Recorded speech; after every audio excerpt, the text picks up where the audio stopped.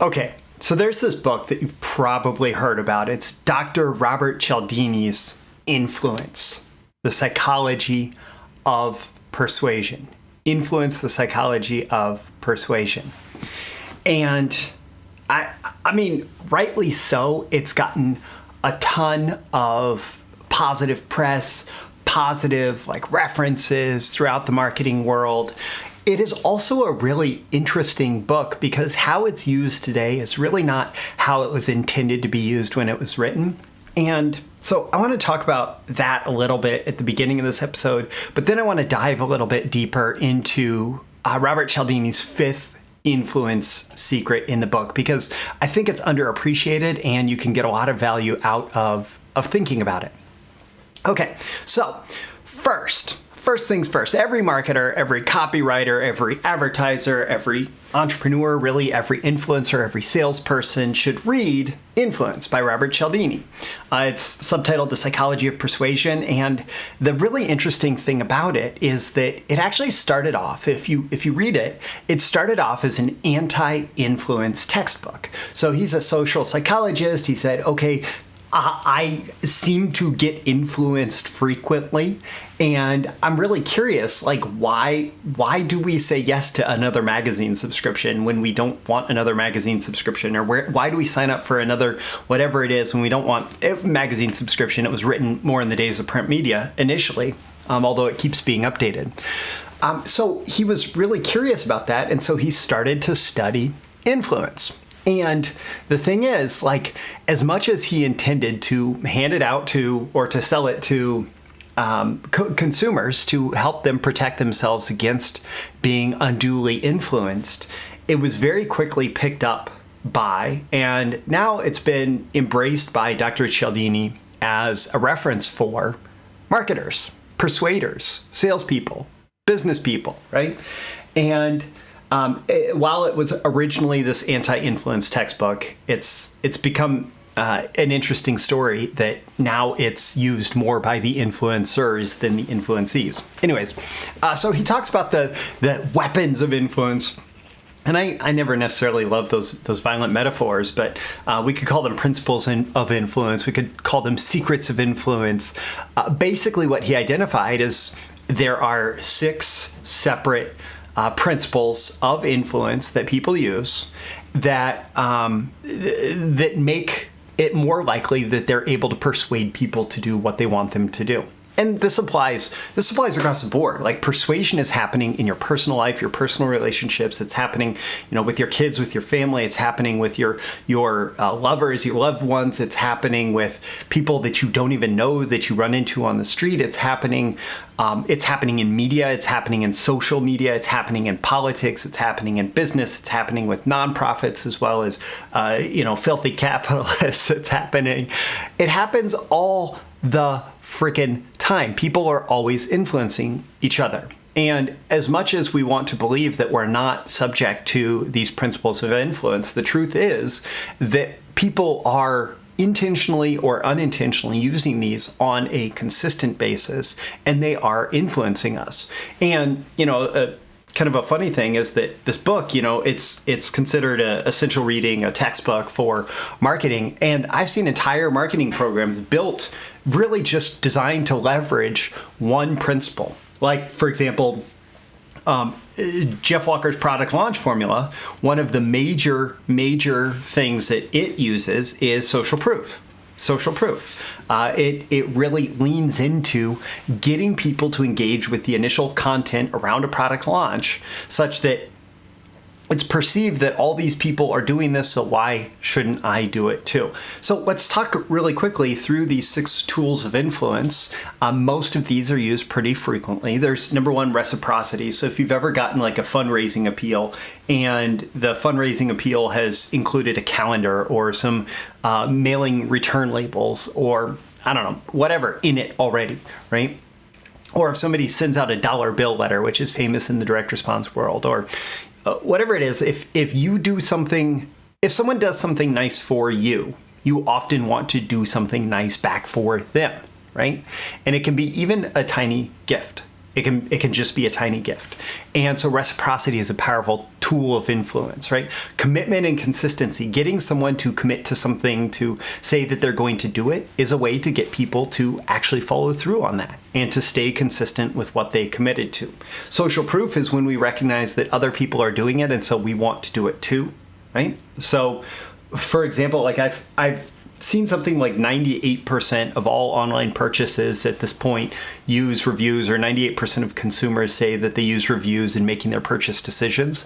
That's social proof. That's like social proof gone crazy. That was one of the hugest, most powerful things that Amazon ever did, was to feature the reviews, the star reviews, front and center on their product pages. So like you are discovering products that other people like. Well, people buy high star rating products. Liking. If you like the person who is trying to influence you, you are more likely to be influenced by them. So any kind of flattery, any kind of, as long as it doesn't come across as disingenuous, right? Because if I flatter you, but I do it in a way that doesn't ring true, that doesn't feel true to you, yeah, you're not gonna be more likely to do what I ask you to do. But if I truly communicate to you, ways that I respect you or ways that I appreciate you, maybe you're more likely to like me and do something that I ask you to do. Authority. Authority is, we tend to follow people who are perceived to be in positions of power. We're going to dive more into that in just a second here, so I won't go any deeper here. But scarcity is, hey, time is running out, right? Scarcity is all over our marketing. Time is running out. The quantity is running out. Like there's a deadline. You have to do it now, right? Scarcity, fear of missing out, right? This price is going up at midnight. All of these things are used very consistently throughout influence, right? And scarcity is a very powerful factor that you always want to include at the end of any common marketing campaign, right? Okay, so I want to dive into the underappreciated fifth principle of influence, and in a second I'm even going to share with you some ways that you can use it even if you don't feel like you have authority. So authority, it's often something that we think, oh, we have it, we don't have it, if we don't have it, we don't lean into it, right? But authority exists on many different levels, and some of them are much more obvious and some of them are less obvious. So the study that was actually cited in Influence, the Psychology of Persuasion, was the Milgram experiment. And this is a very famous experiment where subjects were brought into a lab. And in the lab, there was like some electronic equipment. They were brought in with somebody else. This other person went off into some other room. In the room that the subject was taken into, there's this electronic equipment with different voltages marked and like a button to press to do whatever, right? And so they're presented with this situation, and there's a person in a lab coat with a clipboard, and they are asked to push a button. And when they push a button, they hear the voice of this other person coming from somewhere saying like, ow, like just there's pain. So there's pain associated with the push button and the electricity. And then they're asked to push higher and higher voltages of the electricity. And so, it's this next one and this next one and this next one. And the person starts to cry out in even more pain. They start to moan, they start to groan, they start to really sound like they are under distress, right? Like they are being electrocuted, right? And then they're screaming, they're saying, don't stop, you have to stop, stop. And the person in the lab coat is just, you have to do this, you have to continue with this, you have to, like, this is the experiment, this is what you sign up for, this is what we're going to do, you need to push the next button, right? And so they're pushing them to push that button to deliver more shocks and more shocks, even as this person is screaming, and they start to say, oh, chest pain, my chest hurts, oh, you have to stop, and then they go silent, and then people are asked to push the button even more. And by and large, even though we believe that personally we are not likely to comply in a situation like this, by and large, people comply. People do what the person in the white lab coat asks them to do.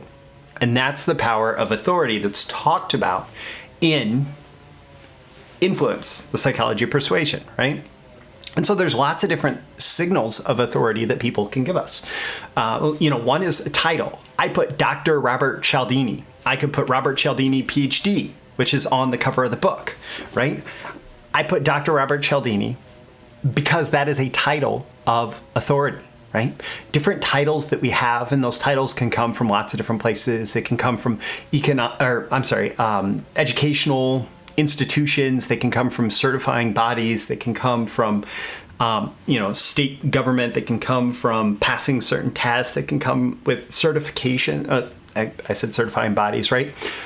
Or they can be self-imposed, right? They can be a title that somebody comes up with on their own. And it can be a signal of authority. The question is, does the person who is hearing it or seeing it, do they believe the title, right? Titles can be assigned from media, right? So like 40 under 40, that's a common media title, right? There's lots of different titles that you can get. Also clothes. I made the point there, and the point was made in the Milgram experiment that the researcher was wearing a lab coat and carrying a clipboard, right? That is the costume of somebody who works in a lab. Like that is the superhero costume of someone who is a scientist, right? And so with that costume, with that clothing, it conveyed a certain aspect. A while back, I decided, you know what? I'm recording videos every day. I don't want to wear t-shirts anymore. I really appreciate wearing t-shirts. I like to wear t-shirts. They're comfortable. But I decided I wanted to wear fairly simple, button-up shirts every day to work. Like I want the simplicity of wardrobe, but I decided to wear these button-up shirts every day. There is a certain perception of someone in a button-up shirt versus whatever, or a suit or whatever, right? Like the clothing, the costume that you put on needs to be appropriate to the context and even can elevate your authority in the context. If you're the nicest dressed person in a room, you're going to be more influential to the people in the room. Other kinds of trappings of authority, right? So a luxury car could be an example. The context, the office that you are in could be an example. There can be lots of different signals that you're giving. And the thing is, whether we're aware of it, whether we're conscious of it or not, we're constantly paying attention to the signals that other people are putting off. And some of those signals can increase authority and some of those signals can decrease authority. And so if there are certain signals that you're putting off that increase authority, it could be however you look in the picture on your bio. It could be the font choice on a book cover. It could be the font choice in your marketing. It could be the structure of your communication message. There's lots of different ways that you can signal authority around a topic, right? And it's something that is worth paying attention to. So even if you don't have, let's say, okay, so we talked about titles, clothes, and trappings. You can go out and you can buy clothes. You can go out and get a tailored suit or a nice, whatever the nice outfit is that's appropriate to your authority that you're looking to have. You could go through, whatever academic program that's required to get the title. You could go out and buy the fancy office or buy the fancy car. All of these different signals of authority. And yet, well, let's start with saying, yes, all of that is valuable. And there is a certain authority that comes with you being completely comfortable and confident, being wherever you are, being whoever you are. So this is a related lesson. There is a hypnotist trainer that I study named Mike Mandel, and lots of great teachings around hypnotism. One of the things that he does a great job of doing is going back through time and looking at different schools of hypnosis or eras of hypnosis, and looking at like what made those effective for the time. And mesmerism, although we associate it with hypnosis now is very different from what clinical hypnosis, modern hypnosis is. It was basically this belief that Anton Mesmer had these powers of animal magnetism, that he could wave his hands over you and heal you, right? And the point that Mike Mandel made, and he said, why did this work? Why did this work? He didn't have modern methods of hypnosis, modern scientific understanding of how hypnosis works. He was just kind of doing some cuckoo stuff. Other people tried it and did not get the same results as him, which is very different from how a lot of modern clinical hypnosis works. Well, it worked because he had prestige. He was known in media, right? He was known for these amazing feats. He was known as this amazing person. He had this whole school of, it wasn't even called hypnosis, mesmerism, named after him, right? He had prestige. And so when people came to him, they came with a certain expectation of an experience, certain expectation of results. And because our minds can be such powerful things, oftentimes their mind led them to an experience that was consistent with what they expected from showing up, right? And amazing things like stopping bleeding, which is something that seems kind of out there, but is something that can be supported through hypnosis and through mesmerism when it's from Mesmer, right? And so Mike Mandel talks about the secrets behind prestige really come from three things. They come from confidence, right? Confident that you can do whatever you're saying you're going to do in the situation, right? Being confident in a situation. Congruence, meaning you don't show up looking one way and behaving another, right? You don't show up in that three-piece suit that's finely tailored and then behave like a goofball, right? Like it being congruent with how people are expecting you to behave, and having conviction, having this inner belief, this will, this intention around what you're doing, right? And those three things create prestige. They create this sense of prestige, which is almost another word for authority. And so if you want to command authority and personal power in any situation, gain confidence through experience in similar situations, act congruently, don't try to present yourself one way when you're not another, and have conviction that your will be fulfilled. And this is something that you develop through time, but this is honestly the quickest way to develop unshakable authority, is like a confidence that I can deal with anything. A congruence that comes from being honest, even when you don't know how to deal with it, you can be honest about that. Like, I don't know how, but I'll figure it out. And a conviction that is actually reflected in what I just said, this will to figure it out. And the big thing is it's about their expectation and your presence. So if someone expects you to be a certain way, to get them a certain result, and your presence says that, yes, I can do that. If they expect whatever influence from you and your presence says, yes, I will do that, then you will be influential. You'll have prestige. You will have authority. My call to action for you at the end of this episode is to ask yourself, how can you use this? How can you use authority, even if it's maybe unconventional or more of a social authority and less of a external authority? How can you use this to be more influential, to grow the power of your marketing? Don't forget to like and subscribe if you want more content like this delivered to you. And if you do want to go deeper into different types of proof and credibility, going way beyond what you get in Influence, the Psychology of Persuasion, I do have a training course called Proof, Credibility, and Believability. It's how to use proof and credibility in your marketing for greater believability and greater response. So I'm Roy Furr. This is Breakthrough Marketing Secrets, and I'll catch you again in the next episode. Check the link in the description for more. Thank you once again for tuning in to this daily episode of Breakthrough Marketing Secrets. Remember, check out the links with this episode for even more value. Now make sure you like, comment, share, subscribe, and engage in every way you can to keep this show going and growing and delivering daily value to you.